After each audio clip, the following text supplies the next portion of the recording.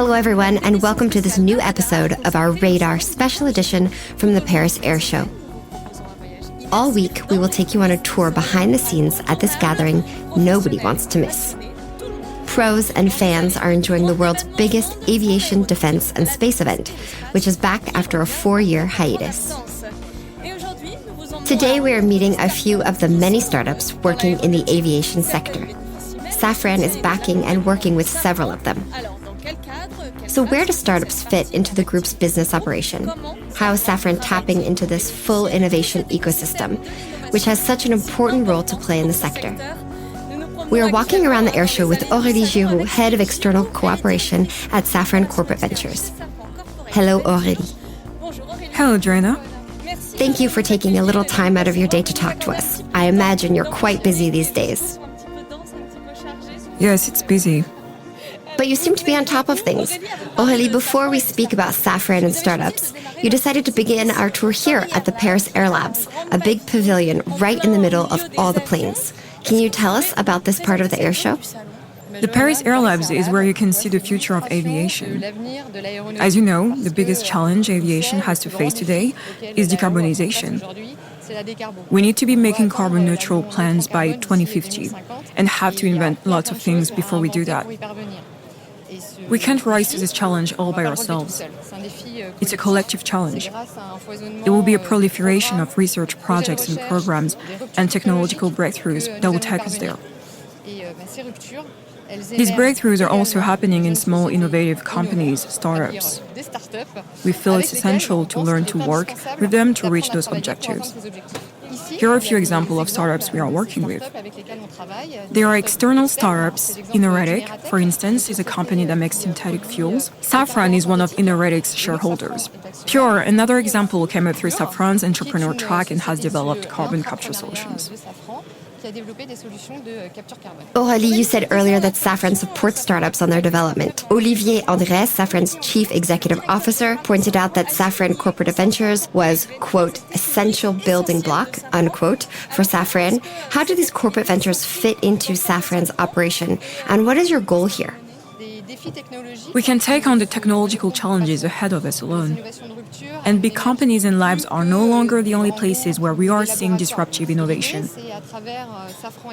The idea through Safran Explore, which encompasses open innovation and corporate ventures, is to build and fast-track cooperation on innovation between the Safran Group and startups.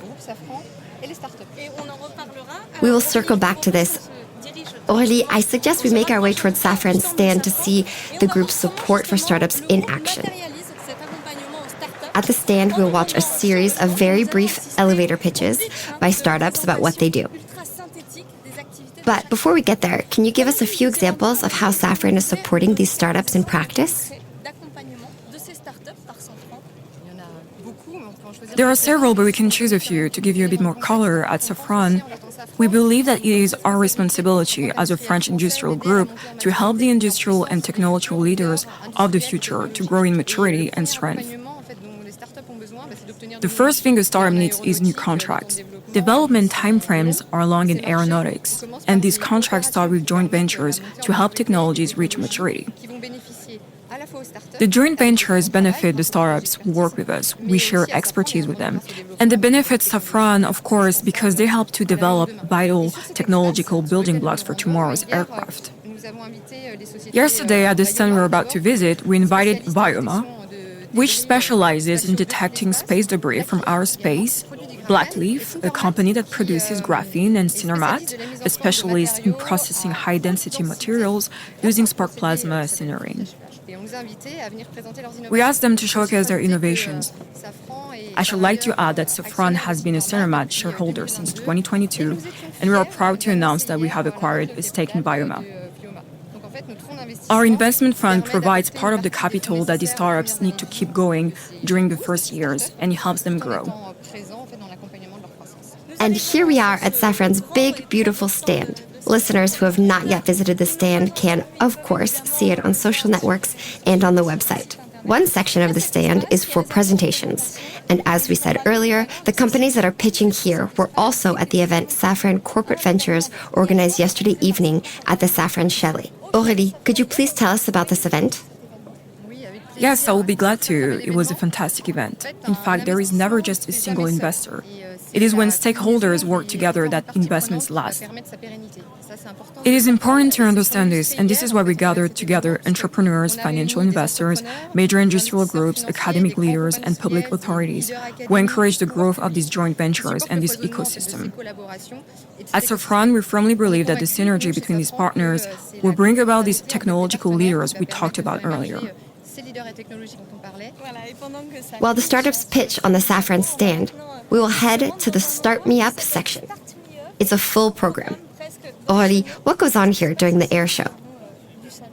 There are many startups at the Paris Air Show, about 296, I believe, so almost 300 from 21 countries taking part in the event. The air show is an opportunity for them to meet people, to create synergies around topics relating to the future of aeronautics, the environment, of course, new onboard energy systems, digital technologies, big data, artificial intelligence, new space, the factory of the future, new materials, tomorrow's vehicles and the passenger experience. The Start Me Up initiative is spurring real momentum by starting many exciting conversations. You can see them in the bustling pitch section and at the meetings and networking events here on the stand. Why is it important for Safran to be active here? It is important for Safran to identify the companies we do not work with yet. We are still finding them. We're also learning about trends and innovations in our areas, we talked about them earlier, and preparing our future joint ventures. Don't forget that it is a highly selective process. To initiate a few dozen joint ventures every year, we look at proposals from more than 600 startups. And everything in the landscape changes very quickly, so we have to keep abreast of the latest developments and the most recent technological breakthroughs. We monitor every part of the market that we can. What are Safran's future plans for working with startups? As you probably know, last year we started identifying and cooperating with startups in the field of hydrogen. This program was called, and is still called, Explore H2. We are working on 2 new programs on different subjects, which we will launch this year. Apart from joint ventures and sharing expertise, these programs shall give the startups the opportunity to participate in a system known as an accelerator, a system which is very familiar to all startups. It will help the startup grow in maturity and familiarize them with the aviation ethos.